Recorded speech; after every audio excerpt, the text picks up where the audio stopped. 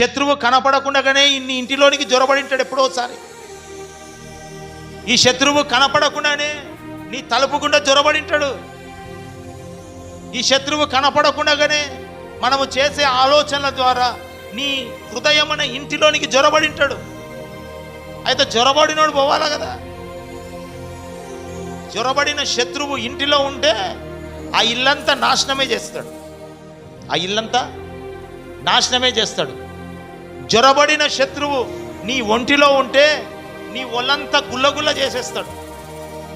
అయితే నీ ఇల్లు నాశనము కాకుండా, నీ శరీరము నీ దేహములో ఉన్న ఆరోగ్యము నాశనము కాకుండా, నీ దేహములో ఉన్న అవయవాలు నాశనము కాకుండా నా దేవుడు అంటూ ఉన్నాడు, ఇదిగో ఈ నెలలో నేను వారిని నీ చేతికి అప్పగిస్తాను. ఆమేన్, హల్లెలూయా.